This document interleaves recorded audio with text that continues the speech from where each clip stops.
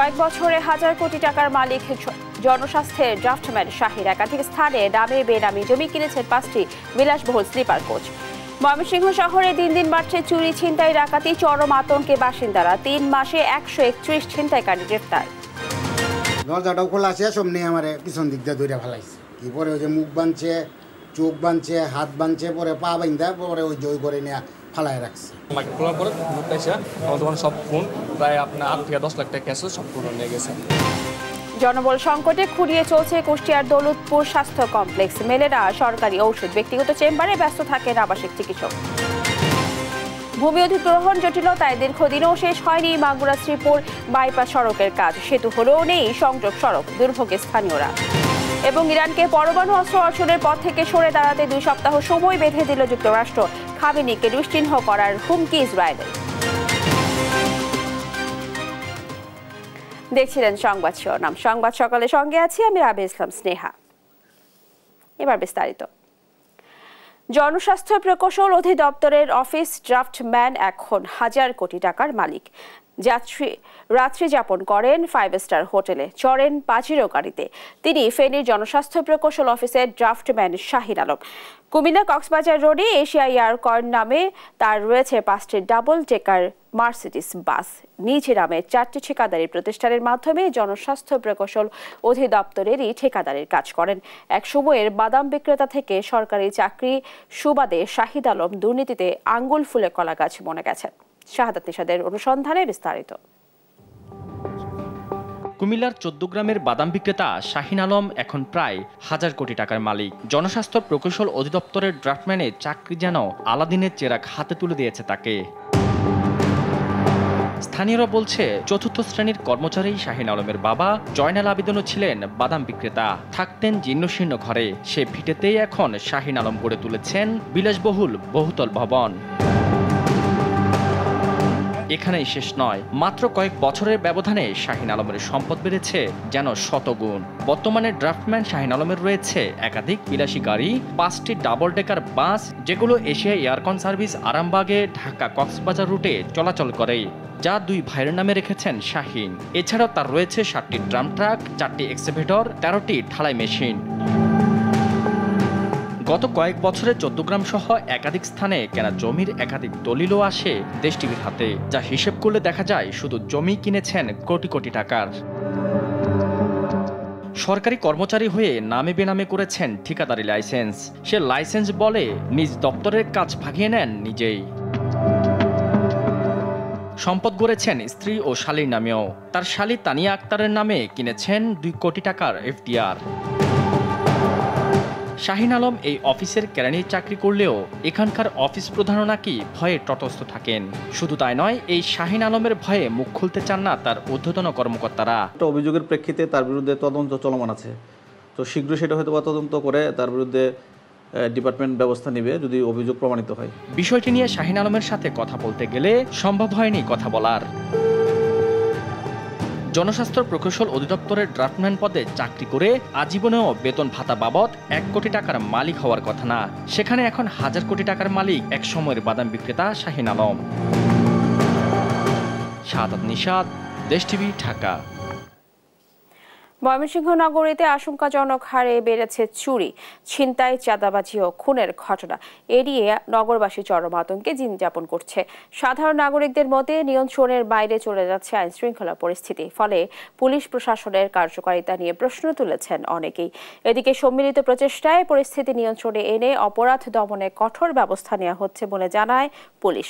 ইলিয়াস আহমেদের প্রতিবেদন, জানাচ্ছেন টুম্পা আফরোজ। ময়মনসিংহ নগরীতে চুরি, ছিনতাই, চাঁদাবাজি ও খুনের ঘটনা দিন দিন বেড়েই চলেছে। শুধুমাত্র গত 3 মাসেই 131 জন ছিনতাইকারীকে গ্রেপ্তার করেছে পুলিশ। তবুও থামছে না চুরি ছিনতাই। গত বুধবার সকালে গাঙ্গিনারপাড় এলাকার ব্যস্ত অলকা নদী বাংলা কমপ্লেক্সের 2য় তলায় মোবাইল মার্কেটের একটি দোকানে তালা ভেঙে 5-6 জন অজ্ঞাতনামা যুবক 200টিরও বেশি মোবাইল ফোন চুরি করে নিয়ে যায়। এর আগে 17 জুন দিবাগত রাতে নগরের জিলা স্কুল মোড়ে এক বাড়িতে ঢুকে মালিককে বেঁধে রেখে নগদ 23 লাখ টাকা ও প্রায় 2 লাখ টাকার স্বর্ণালংকার লুট করে নিয়ে যায় দুর্বৃত্তরা। ধারাবাহিক চুরি ডাকাতির ঘটনায় নগরবাসীর মধ্যে নিরাপত্তাহীনতা বাড়ছে, আর এসব ঘটনায় আইন শৃঙ্খলা বাহিনীর কার্যকরী ভূমিকা নিয়ে প্রশ্ন উঠছে। রুটি খাইয়া আসছি, আইসা মাত্র দরজাটা খুলছি, চাবি দিয়া খুললা দরজাটাও খোলা আছে, সামনে আমার পিছন দিক দিয়ে ধরে ফেলাইছে। কি পরে ওই যে মুখ বাঁধছে, চোখ বাঁধছে, হাত বাঁধছে, পরে পা বাঁধা পরে ওই জয় করে নিয়ে ফালাই রাখছে। খোলার পরে আমার দোকানে সব ফোন প্রায় আপনার 8 থেকে 10 লাখ টাকা ক্যাশ সম্পূর্ণ নিয়ে গেছে। শুধু চুরি নয়, নগরীতে ব্যাপক হারে বাড়ছে ছিনতাই ও চাঁদাবাজির ঘটনা। গত 14 জুন নগরের বাগমারা এলাকায় শাপলা নার্সিং হোম অ্যান্ড ডায়াগনস্টিক সেন্টারে চাঁদার দাবিতে হামলা করা হয়। এর প্রতিবাদে আন্দোলনে নামেন ক্লিনিক মালিকরা। এদিকে গত মঙ্গলবার নগরীতে দিনে দুপুরে ব্যাংক কর্মকর্তা মনিরুল হকের কাছ থেকে ছিনতাইকারীরা ছিনিয়ে নিয়ে যায় লক্ষাধিক টাকা। 16 জুন মিন্টু কলেজ এলাকায় রিকশা যাত্রীর পথ রোধ করে করা হয় ছিনতাই। যারা আসছিল এরা প্রকৃত এই এলাকার চাঁদাবাজ সন্ত্রাস। সহকর্মী যেহেতু ছিনতাই হয়েছে, তাতে আমরা আরো বেশি সতর্ক এবং সাবধান থাকার জন্য সবাইকে বলছি। আইন শৃঙ্খলার ভয়াবহ অবনতির কারণে এসব ঘটনা ঘটছে বলে মনে করেন নাগরিক নেতারা। এদিকে সবার সম্মিলিত প্রচেষ্টায় ঘুরে দাঁড়ানোর কথা জানিয়েছেন পুলিশ। দায়িত্বকে এড়িয়ে যাচ্ছে না, আমরা দেখতেছি চুরি যেটা বেড়ে গেছে, আমরা খুব দ্রুত তাদের সবার বিরুদ্ধে ব্যবস্থা নিই এবং সমাজে যারা আপনারা আছেন আপনাদের দায়িত্ব এটা বলতেছি, এটা সামাজিকভাবে একটা প্রতিরোধ গড়ে তুলতে হবে। আইন শৃঙ্খলা বাহিনী রাস্তায় নিষ্ক্রিয় থাকার কারণে মনে হচ্ছে যারা এখন নির্ভয়ে কাজটি করতে পারছে। আবার সেটা বৃদ্ধি করতে হবে, কম্বিং অপারেশন খুব জরুরি। পুলিশ বলছে গত 3-4 মাসে 131 জন ছিনতাইকারীকে ধরা হলেও আবার তারা জামিনে বের হয়ে বিভিন্ন অপরাধে জড়িয়ে পড়ছে। নিউজ ডেস্ক, দেশ টিভি। কুষ্টিয়ার দৌলতপুর উপজেলার একমাত্র স্বাস্থ্য কমপ্লেক্সটির বেহাল দশা। নেই পর্যাপ্ত চিকিৎসক, হয় না পরীক্ষা নিরীক্ষাও, মেলে না কোনো সরকারি ওষুধও। আবাসিক চিকিৎসক থাকলেও ঠিকমতো বসেন না হাসপাতালে, রোগী দেখেন বাইরের বেসরকারি হাসপাতালে। ফলে প্রতিনিয়তই ভোগান্তিতে পড়তে হয় রোগী ও স্বজনদের। ইরফান রানার ক্যামেরায় কুষ্টিয়া থেকে নাহিদ হাসান তিতাসের রিপোর্ট। দৃশ্যটি কুষ্টিয়ার 50 শয্যা বিশিষ্ট দৌলতপুর উপজেলা স্বাস্থ্য কমপ্লেক্সের। চিকিৎসকদের কক্ষের সামনে রোগী ও স্বজনদের ভিড়, তবে কক্ষের চেয়ারগুলো ফাঁকা, নেই কোনো চিকিৎসকও। চিকিৎসা নিতে আসা রোগী ও স্বজনরা জানেন না কখন আসবে ডাক্তার, পাবেন তাদের কাঙ্ক্ষিত সেবা। ভিতরে যাই দেখছি যে ডাক্তার নাই, উনি রেস্টে গেছে। ডাক্তারের অপেক্ষাতে আসাতে আমরা ধরেন যে এখনো দাঁড়িয়ে আছি। টিকিটও পাইনি, ডাক্তারও পাইনি। এখানে ভর্তি হওয়ার সিস্টেম খালি, ওষুধ পানি আমরা কিছুই পাই না। বাড়ি থেকে সবকিছু আমরা কিনতে পাওয়া যায়। দৌলতপুর উপজেলার প্রায় 8 লক্ষ মানুষের স্বাস্থ্যসেবার একমাত্র হাসপাতালটিতে নেই পর্যাপ্ত চিকিৎসক, হয় না পরীক্ষা নিরীক্ষাও, মেলে না কোনো সরকারি ঔষধও। শামসুল আরিফিন নামের একজন আবাসিক চিকিৎসক থাকলেও ঠিকমতো বসেন না হাসপাতালে, রোগী দেখেন বাইরের আলশেফা নামের স্ত্রীর বেসরকারি হাসপাতালে। ফলে প্রতিনিয়তই ভোগান্তিতে পড়তে হয় রোগী ও স্বজনদের। RM ওর নিজস্ব একটি হসপিটাল আছে, তিনি মূলত ডিউটি করে আলশেফা হসপিটালে, তার নিজস্ব হসপিটাল আছে। তিনি প্রকৃতপক্ষে হসপিটালের কোনো নিয়ম শৃঙ্খল কোনো কিছু সুন্দরভাবে মানতে চায় না আর কি। অনেক রোগীর চাপ হয় এখানে, মনে করেন স্যারের অনুপস্থিতিতে যে ডাক্তারগুলো থাকে ওনাদের উপর অনেক প্রেশার পড়ে যায়। তবে বাইরের বেসরকারি হাসপাতালে রোগী দেখার বিষয়টি স্বীকার করে দৌলতপুর উপজেলা স্বাস্থ্য কমপ্লেক্সের আবাসিক চিকিৎসক শামসুল আরিফিন বলছেন, নিয়ম মেনেই হাসপাতালে রোগী দেখেন তিনি। দৌলতপুরের সর্বত্র রোগী আমি দেখি, খোঁজ নিয়ে দেখেন আর কি। আমি প্রাইভেট প্র্যাকটিস করি তারাগুনিয়া থানার মোড় আলশেফায়। আর বিষয়টি খতিয়ে দেখে ব্যবস্থা নেওয়ার আশ্বাস জেলা সিভিল সার্জনের। সেটা সে যদি তার অফিস টাইমে এগুলো করে থাকে অবশ্যই তার ভিতরে আমরা আইনগত ব্যবস্থা গ্রহণ করব। জেলার বৃহত্তর উপজেলার একমাত্র স্বাস্থ্য কমপ্লেক্সটির সকল সমস্যা সমাধানে দ্রুতই ব্যবস্থা নেবে কর্তৃপক্ষ। কাঙ্ক্ষিত সেবা পাবে এ অঞ্চলের মানুষ, এমনটিই প্রত্যাশা সবার। নাহিদ হাসান তিতাস, দেশ টিভি, কুষ্টিয়া। ভূমি অধিগ্রহণ জটিলতা আর নির্মাণ কাজের দীর্ঘসূত্রতায় আটকে আছে মাগুরা শ্রীপুর বাঁক সরলীকরণ প্রকল্পের কাজ। কর্তৃপক্ষ অধিকাংশ কাজ সম্পন্নের দাবি করলেও স্থানীয়রা বলছেন কাজ হয়েছে খুবই কম। নদীর উপর ব্রিজ তৈরি হলেও সংযোগ সড়ক না থাকায় কোটি কোটি টাকার উন্নয়ন প্রকল্প সাধারণ মানুষের কোনো কাজেই আসছে না। মাগুরার প্রতিনিধি পঙ্কজ রায়ের তথ্য ছবিতে জানাচ্ছেন আব্দুল্লাহ আল মারুফ।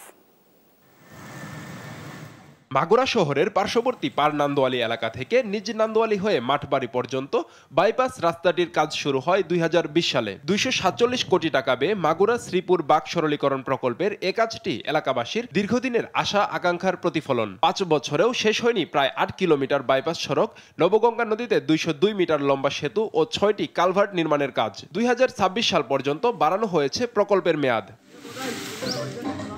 বাইপাস সড়ক নির্মাণ ও জমি অধিগ্রহণের জন্য 175 কোটি 70 লাখ টাকা বরাদ্দ থাকলেও মামলা সহ নানা কারণে দীর্ঘদিন ধরে থমকে আছে নির্মাণটি। এছাড়া জমি অধিগ্রহণ করা হলেও পাওনা টাকা বুঝে না পাওয়ার অভিযোগ রয়েছে জমির মালিকদের। মাঝ সড়ক থেকেও সরানো হয়নি বৈদ্যুতিক খুঁটি। এতে দুর্ভোগ ও দুর্ঘটনার শঙ্কা নিয়েই করতে হচ্ছে চলাচল।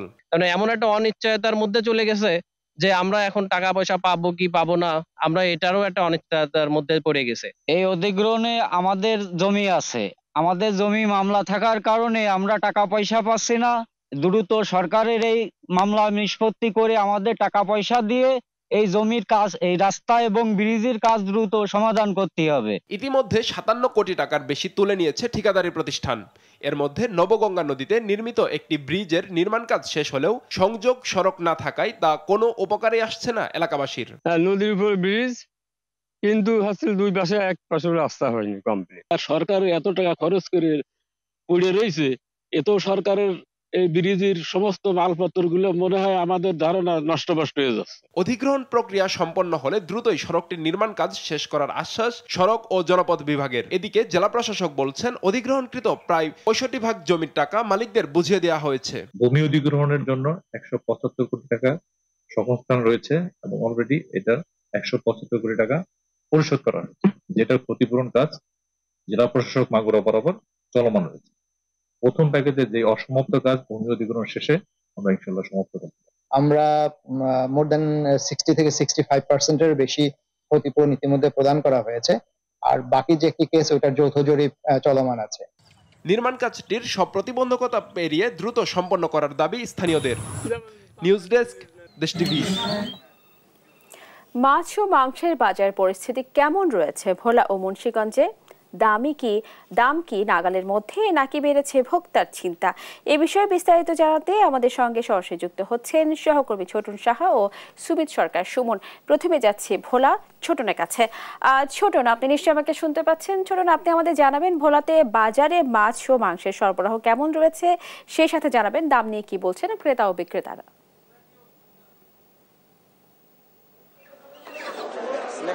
আজকের যে বাজার দর ছুটির দিনে বলা যায় অনেকটাই ঊর্ধ্বগতি রয়েছে মাছ এবং মাংসের দাম। আমরা যেমনটি জেনেছি, ক্রেতাদের সাথে কথা বলে তারা বলছিলেন যে ঈদের পরপরই এই মাছের দাম, মাংসের দাম কম হয়ে যাওয়ার কথা থাকলেও কিন্তু এখনও সেই দরদাম কিন্তু ঊর্ধ্বগতি রয়েছে। ইলিশ মাছ কিন্তু কেজিতে বিক্রি হচ্ছে 2500 থেকে 3000 টাকা এবং চিংড়ি মাছ কিন্তু 1000 থেকে 1200 টাকা কেজি দরে বিক্রি হচ্ছে এবং অন্যান্য যে সামুদ্রিক মাছ, দেশীয় মাছ রয়েছে সেগুলোর দামও ঊর্ধ্বগতি। বিশেষ করে কাতাল মাছও কিন্তু বিক্রি হচ্ছে 550 থেকে 650 টাকার দরে, এমনটি আমরা জেনেছি। এবং যে অন্যান্য যে দেশীয় মাছ সেগুলো কিন্তু ঊর্ধ্বগতি বলা যায়। যদি ক্যামেরার মাধ্যমে বাজারের এই মুহূর্তে যে পরিস্থিতি দেখাতে চাই, বাজারে কিন্তু পর্যাপ্ত মাছের সরবরাহ রয়েছে, ক্রেতাদেরও সমাগম রয়েছে। তবে সবারই একটাই অভিযোগ যে মাছের দাম চওড়া, কারণ তারা বলছিলেন যে নাগালের বাইরে এবং এটি কমছে না। একই অবস্থা মাংসের বাজারও। আমরা মাংসের বাজার ঘুরেছি, গরুর মাংস কিন্তু 750 টাকা কেজি দরে বিক্রি হচ্ছে এবং খাসির মাংস কিন্তু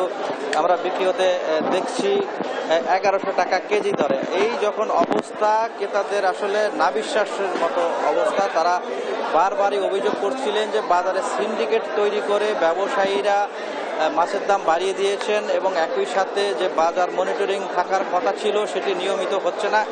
এসব কারণে মাছের দাম নিয়ন্ত্রণে আসছে না, এমনটি অভিযোগ ক্রেতাদের। তবে যারা বিক্রেতা রয়েছেন তাদেরা বলছেন ভিন্ন কথা। তারা বলছেন পরিবহন ভাড়া বৃদ্ধি এবং একই সাথে নদীগুলোতে মাছের যে প্রাপ্যতা সেটা অনেক কম থাকার কারণে আড়তগুলোতে থেকে তাদের বেশি দামে কিনে আনতে হচ্ছে, এজন্য দাম অনেকটাই চড়া। এমনটি কিন্তু আমরা ক্রেতা বিক্রেতাদের এই পাল্টাপাল্টি যে অবস্থান সে কারণে কিন্তু ক্ষতিগ্রস্ত হচ্ছেন সাধারণ যারা ক্রেতারা, কারণ তাদের ঊর্ধ্বগতিতেই কিন্তু এই মাছ এবং মাংস কিনতে হচ্ছে। তো এ ছিল আমার কাছে ভোলার আজকের বাজারের মাছ এবং মাংসের দরদাম নিয়ে সর্বশেষ তথ্য। এখন আমরা যুক্ত হচ্ছি মুন্সিগঞ্জ, সেখানে রয়েছেন আমাদের সহকর্মী সুমিত সরকার। সুমিত সরকার, আপনি সেখানকার মাছ এবং মাংসের দরদাম কেমন সেই বিষয়ে বিস্তারিত জানাবেন। ধন্যবাদ আপনাকে। আপনি যেমনটি বলছিলেন সারা দেশের মতো কিন্তু মুন্সিগঞ্জে কিন্তু আমি একটু বলতে চাই যে শুক্রবার এবং শনিবারে কিন্তু অন্যান্য দিনের তুলনায় কিন্তু এই মাছের দাম কিন্তু কিছুটা বেড়ে যায়। এখানে কিন্তু ইলিশ মাছের সরবরাহ বেশি থাকলেও কিন্তু গত কয়েকদিনের তুলনায় কিন্তু এখন কিন্তু ইলিশ মাছের দাম কিছুটা বেড়েছে বলে আমরা এখানে বাজারে ঘুরে আসলে দেখতে পেরেছি। এখানে কিন্তু একটি বড় সাইজের ইলিশ বিক্রি হচ্ছে 3000 থেকে 3200 টাকা করে, এবং ইলিশের মতো কিন্তু অন্য যেই মাছগুলি আছে সেই মাছগুলি কিন্তু আসলে দাম শুক্রবার সেজন্য কিন্তু আসলে একটু দাম বেড়েছে বলে আমরা এখানে জানতে পেরেছি। আমি এখন এইখানকার একজন বিক্রেতা, তার সাথে একটু কথা বলবো। আপনি একটু জানাবেন যে এই শুক্রবারে আসলে মাছের দাম বাড়ে কেন এবং দাম কেমন? আসসালামু আলাইকুম। শুক্রবারে এই মাসে মাছের একটু দাম বাড়তি, হ্যাঁ, ঘুরাঘারা মাছ কম দেখে তার জন্য একটু বাড়তি। এখন একটু দাম বাড়তি ঈদের পরতে, ঈদের পরেতে মনে করেন একবারে দাম কম ছিল। চিংড়ি মাছ 700-800 কেজি, ইলিশ মাছ 1700-1800 কেজি, রুই মাছ মনে করেন 400-450 আসলো, কাতলা মাছ 500 আসলো, এরপর বোয়াল মাছ 700-800 কেজি, ট্যাংরা মাছ 600-700 কেজি, বাইলা মাছ 800 কেজি, একটা পুকুরের পাঙাশ 70-80 কেজি। এখন সবকিছু সস্তা ছিল। এখন দাম কেমন বাড়ছে? মানে মোটামুটি চলে। মনে করেন একটা পাঙাশে 10 টাকা 20 টাকা বাড়ছে, ইলিশ মাছ যেটা 2200 টাকা ওটা 2500-2600 টাকা, বোয়াল মাছ 700-800 টাকা কেজি, ওটা 150 টাকা বাড়ছে। এখন এই বাইলা মাছ যেটা 900-1000 টাকা ছিল ওটা 500। ইলিশ মাছ 2200-2300 টাকা কেজি বর্তমানে, আর 1 কেজি 1.5 কেজি ওটা 700-800 টাকা কেজি বর্তমান। অনেকটা দাম বাড়তি। আসলে আপনি যেমনটি শুনছিলেন এখানকার বিক্রেতারা কিন্তু বলছেন যে মাছের গত ঈদ শেষে কিন্তু আসলে কিছুটা বাজারের দাম কিন্তু বেড়েছে বলে আমাদের এখানকার ক্রেতা ও বিক্রেতারা জানিয়েছেন। তো আসলে শুক্রবার হওয়ার কারণে কিন্তু মাছের দাম কিছুটা বাড়তি বলে আমাদের এখানকার বিক্রেতারা জানিয়েছেন। তো এই ছিল আমার কাছে মুন্সিগঞ্জ বাজার থেকে মাছ বাজারের সবশেষ খবর। স্নেহা, ছোটন সাহা এবং সুমিত সরকার, আপনার দুজনকে ধন্যবাদ জানাচ্ছি। দর্শক, শুনছিলাম ভোলা ও মুন্সিগঞ্জ থেকে মাছ ও মাংসের বাজারের সর্বশেষ খবর। উপকূল জুড়ে বিরূপ আবহাওয়া বিরাজ করছে, এর প্রভাব পড়ছে সাধারণ জীবনযাত্রায়। সাতক্ষীরায় বর্তমানে পরিস্থিতি কেমন তা জানাতে যুক্ত হচ্ছেন আমাদের সহকর্মী শরীফুল্লাহ কায়সার সুমন।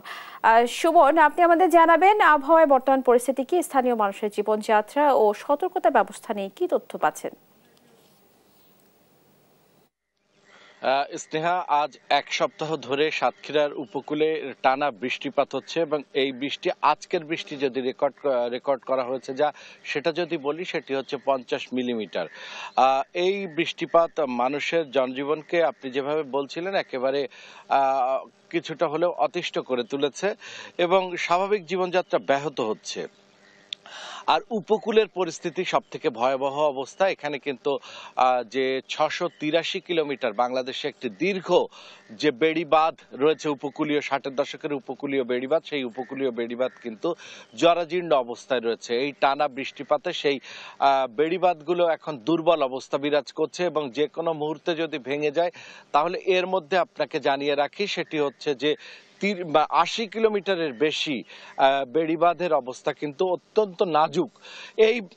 এই বেড়িবাঁধ যদি এই বৃষ্টিপাত টানা বৃষ্টিতে ভেঙে যায় তাহলে কিন্তু প্লাবিত হয়ে যাবে উপকূলীয় অঞ্চল এবং ক্ষতিগ্রস্ত হবে মানুষের জানমাল এবং মাছের ঘের এবং ফসলি জমি। আপনি জানেন যে সাতক্ষীরার এই অঞ্চলগুলোতে কিন্তু বিভিন্ন সময় বেড়িবাঁধ ভেঙে যাওয়ার একটা প্রবণতা থাকে, সেই জায়গা থেকে এই ভয়টি কিন্তু বিরাজ করছে। আর আপনাকে যদি একটু জানিয়ে রাখি, সেটি হচ্ছে আবহাওয়া অধিদপ্তর আমাদেরকে জানিয়েছে যে সাতক্ষীরা উপকূলে কিন্তু বর্তমানে 3 নম্বর সতর্কতা সংকেত বিরাজ করছে, যার ফলে এখন জানানো হয়েছে মাছ ধরা নৌকা সহ সবাইকে উপকূলবাসীকে সতর্ক থাকবার আহ্বান জানানো হয়েছে। এই ছিল সাতক্ষীরার আবহাওয়া পরিস্থিতির সর্বশেষ। স্নেহা, সুমন, আপনাকে ধন্যবাদ। দর্শক, শুনছিলাম সাতক্ষীরার বর্তমান আবহাওয়ার পরিস্থিতির খবর। দর্শক, আবারও জানবো বাজার পরিস্থিতি। নিত্যপণ্যের বাজারে টানাপোড়েন যেন থামছে না। কোথাও কিছুটা স্বস্তি, আবার কোথাও ভোক্তাদের কপালে চিন্তার ভাঁজ। রাজধানীর কারণ বাজারে আছেন সহকর্মী মোহাম্মদ আলাউদ্দিন, সেখান থেকে সরাসরি যুক্ত হচ্ছেন তিনি। যাবো আলাউদ্দিনের কাছে।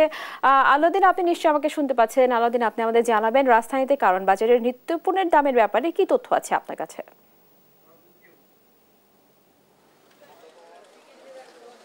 স্নেহা, এই মুহূর্তে আমি আছি রাজধানীর কারওয়ান বাজারে এবং এখানে এসে আমি যেমনটি দেখতে পাই যে বেলা বাড়ার সঙ্গে সঙ্গে কিন্তু মানুষের ভিড়ও এখানে বাড়ছে। ঈদের কিন্তু দ্বিতীয় সপ্তাহের বাজার আজকে চলছে এবং এখানে এসে আমি যেমনটি দেখতে পাই যে গেল সপ্তাহের তুলনায় কিন্তু এই সপ্তাহে মানুষের চাপটা একটু বেশি, ক্রেতা সমাগমও কিন্তু আমরা বেশি দেখতে পাচ্ছি বলা যেতে পারে। এবং এখানে এসে আমি ক্রেতা এবং বিক্রেতাদের সাথে কথা বলে যেমনটি জানতে পারি যে গেল সপ্তাহের তুলনায় কিন্তু দামও কিছুটা বেশি এই সপ্তাহে। যেমন আমি যদি আপনাকে একটু বলি যে ঢেঁড়স, কাঁচা কলা, কাঁচা পেঁপে, এই ধরনের সবজিগুলো যেগুলো রয়েছে এর দাম হচ্ছে 30 টাকা করে। আমি যদি আপনাকে একটু দেখাই, আমার পিছনে আপনারা দেখতে পাবেন যে বিভিন্ন রকমের এখানে সবজি এবং সিজনাল যে সবজিগুলো রয়েছে সেগুলো কিন্তু এখানে আছে। সেই সঙ্গে আমি যদি দামগুলো আরেকবার আপনাকে একটু বলি যে ধুন্দুল, কচুরলতি 50 টাকা করে প্রতি কেজি বিক্রি হচ্ছে। সেই সঙ্গে চিচিঙ্গা, শসা, বেগুন 60 টাকা করে। কাঁকরোল বিক্রি হচ্ছে 70 টাকা কেজিতে এবং মরিচ, কাঁচা মরিচ বিক্রি হচ্ছে 80 টাকা করে। সেই সঙ্গে লেবু, যেটি আমরা সবসময় আমাদের খাবারের সবচেয়ে প্রয়োজনীয় একটি উপাদান বলা যেতে পারে, সেই লেবু বিক্রি হচ্ছে প্রতি হালি 20 টাকা করে। দামটা কিছুটা সহনীয় পর্যায়ে আছে বলছেন অনেকে, কিন্তু কাঁচা বাজারে যেসব সবজিগুলো রয়েছে সেই সবজির দামটা কিছুটা বেশি বলছেন এখানকার বিক্রেতারা এবং ক্রেতারাও বলছেন সেই সঙ্গে। কারণ গেল সপ্তাহের তুলনায় এই সপ্তাহের দাম প্রতি কেজিতেই প্রতি সবজিতেই দেখা যাচ্ছে 10 থেকে 15 টাকা করে বৃদ্ধি পেয়েছে। সেই সঙ্গে আমি যদি একটু বলি যে রসুনের দাম, দেশি যে রসুনটা রয়েছে সেই রসুনের দাম 120 টাকা এবং যেগুলো হাইব্রিড রসুন বা ইন্ডিয়ান রসুন রয়েছে সেগুলো 180 টাকা কেজি বিক্রি হচ্ছে এবং পেঁয়াজ বিক্রি হচ্ছে 60 টাকা দরে। তো এই ছিল। এবং এই সঙ্গে আমি যদি একটু দেখাই যে কচুরলতি বিক্রি হচ্ছে 50 টাকা করে এবং আলুর ছড়া সেগুলো বিক্রি হচ্ছে 50 টাকা করে। তো এই ছিল আমার কাছে। আমি যদি একটু বলি যে কাঁচা বাজারের অবস্থা, আমি এই যদি বলি যে কাঁচা বাজারের অবস্থা, যে দাম কিন্তু কিছুটা বেশি রয়েছে বলা যেতে পারে। তো এই ছিল আমার কাছে রাজধানীর কারওয়ান বাজার থেকে কাঁচা বাজারের সর্বশেষ। স্নেহা, আলাউদ্দিন, আপনাকে ধন্যবাদ জানাচ্ছি। দর্শক, শুনছিলাম রাজধানীর কারওয়ান বাজারের নিত্যপণ্যের কাঁচা বাজারের দামের বিষয়ে সর্বশেষ তথ্য। টানা বৃষ্টি ও ভারতীয় উজানের ঢলে ফেনীর ফুলগাজীতে মুহুরী ও সিলোনিয়া নদীর 2 স্থানে বাঁধ ভেঙে 5টি গ্রামের নিম্নাঞ্চল প্লাবিত হচ্ছে। বৃহস্পতিবার রাত 10টার দিকে ফুলগাজীর উত্তর বড়ইয়া ও গোসাইপুর এলাকায় বাঁধে ভাঙন দেখা দেয়। স্থানীয়রা পানি উন্নয়ন বোর্ডের দায় সারা কাজকে দায়ী করছেন। মুহুরী নদীর পানি ফুলগাজী বাজারেও ঢুকে পড়েছে। একই দিন পরশুরামের মণিপুর এলাকায়ও সিলোনিয়া নদীর পানি উপচে লোকালয়ে ঢুকে পড়ে।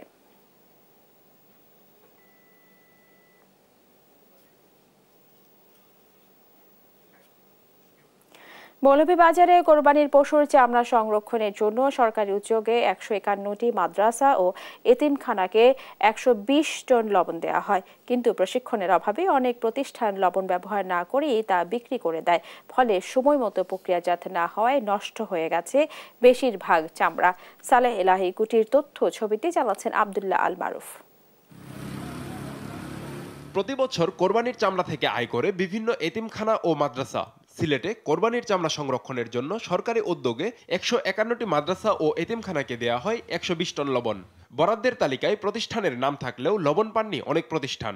আর যেসব প্রতিষ্ঠান লবণ পেয়েছেন তারা চামড়ায় লবণজাতকরণের প্রশিক্ষণ না থাকায় কাঁচা চামড়া বিক্রি করেছেন কম দামে।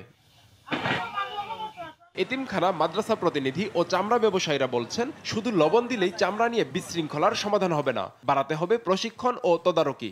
দুর্গন্ধ সরতে পারে যদি লবণ দেওয়া হয়, তো এইভাবে হিসাবে লবণ আমরা দেই নাই। লবণ পাইলেও তো আমরা কোনো লাভ নাই, কারণ আমরা তো লবণ দিতে পারতাম না, ছাত্র প্রশিক্ষণ প্রাপ্ত নয়। মাদ্রাসাগুলার যে এই লবণ টবণ দেওয়া হয়েছে কেউ বানাইতেও পারেও না, এটা তো সব তারা বেচছে। মাদ্রাসা ও এতিমখানার প্রতিনিধিরা লবণজাত না করেই কাঁচা চামড়া বিক্রি করেছেন বালিকান্দি আড়তদারদের কাছে। গভীর রাতে একসঙ্গে অসংখ্য চামড়া বিক্রি করায় প্রচন্ড গরমে অনেক চামড়া নষ্ট হয়েছে বলে জানান ব্যবসায়ীরা। চামড়া নিয়ে দিছে রাত্রে 11টার দিকে, একসাথে সব মাদ্রাসায় জাম লাগছে, চামড়া নিয়ে আমরা বিপাকে পড়ছি। ও পরবর্তী আমরা চামড়া অনেকটাই নষ্ট হয়ে গেছে, আমরা কাজ কাম করতে পারছি না। রাত দেখা গেছে খাসা চামড়া আমাদের কাছে বিক্রি করছে, মাদ্রাসা বিক্রি করছে, পরিয়ারা বিক্রি করছে, আমরা কাঁচা চামড়াগুলা লবণজাত করছি। জেলা প্রশাসন সূত্রে লবণ বিতরণের হিসেব পাওয়া গেলেও চামড়া নিয়ে বিশৃঙ্খলার বিষয়ে ক্যামেরার সামনে কথা বলতে রাজি হননি জেলা প্রশাসনের কোনো কর্মকর্তা। নিউজ ডেস্ক, দেশ টিভি। যশোর শহরের জামরুলতলা এলাকায় রাত্রি বস্ত্রালয় নামের একটি কাপড়ের দোকানে অভিযান চালিয়ে কুখ্যাত মাদক ব্যবসায়ী মিন্টু গাজীকে 100 কেজি গাঁজা সহ গ্রেফতার করেছে র্যাব 6। বৃহস্পতিবার রাতে গোপন সংবাদের ভিত্তিতে অভিযান চালিয়ে র্যাব দেখতে পায় কাপড়ের রোলের ভেতরে অভিনব কায়দায় গাঁজা লুকানো রয়েছে। র্যাব জানায়, মিন্টু গাজী দীর্ঘদিন ধরে দোকানের আড়ালে গাঁজার ব্যবসা করে আসছিল এবং সীমান্ত এলাকা থেকে গাঁজা এনে যশোর সহ আশপাশের জেলায় সরবরাহ করত।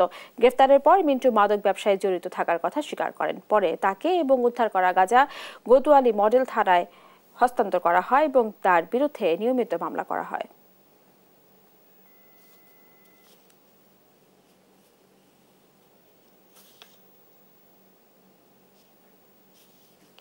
রাজনৈতিক প্রভাবমুক্ত নির্বাচন কমিশন সকল জেলার নেতৃবৃন্দের প্রার্থিতা ও ভোটাধিকারের সুযোগ সহ 3 দফা দাবিতে সংবাদ সম্মেলন করেছে বৈষম্য বিরোধী ছাত্র আন্দোলন খুলনা বিভাগের নেতৃবৃন্দ।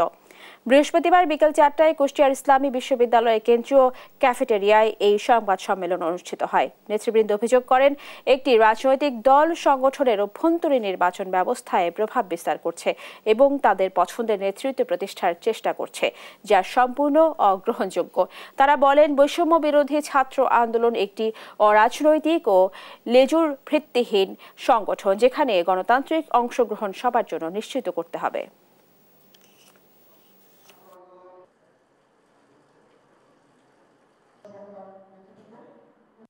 আমরা বারবার আহ্বান জানিয়েছি যে অতি দ্রুত বৈষম্যবিরোধী ছাত্র আন্দোলন যাতে সুসংগঠিত হয়, এই জন্য সেন্ট্রাল একটা কমিটি রিফর্ম করার জন্য 100 দিন পার হয়ে গেলেও সেটা তারা ব্যর্থ হয়েছে। আমরা তাদেরকে আহ্বান জানাচ্ছি এবং সেই আহ্বান জানানোর পরপরই আপনারা খেয়াল করেছেন যে 26শে মে মাসের একটা নির্বাচন কমিশন গঠন হয়। তার পরবর্তীতে আমাদেরকে প্রার্থী করার সুযোগ দেয়। ভাই যেটা বললেন একটু আগে, কিন্তু আমাদের ভোটার অধিকার নাই। সিলেটে বিএনপির ভারপ্রাপ্ত চেয়ারম্যান তারেক রহমানের পক্ষ থেকে নতুন ঘর উপহার পেয়েছেন তৃণমূলের যুবদল কর্মী মোহাম্মদ আলাউদ্দিন ও তার পরিবার। বৃহস্পতিবার বিকেলে মোগলাবাজার থানার রিফাতপুর গ্রামে বিএনপির ভারপ্রাপ্ত চেয়ারম্যানের পক্ষ থেকে যুবদল কর্মী আলাউদ্দিনের কাছে নতুন ঘরটি হস্তান্তর করেন কেন্দ্রীয় বিএনপির আন্তর্জাতিক বিষয়ক সম্পাদক ও ভারপ্রাপ্ত চেয়ারম্যান তারেক রহমানের উপদেষ্টা ব্যারিস্টার এম.এ. সালাম। এই সময় তিনি বলেন, তারেক রহমান প্রতিনিয়ত দেশব্যাপী নির্যাতিত ও নিপীড়নের শিকার কর্মীদের খোঁজ খবর রাখছেন।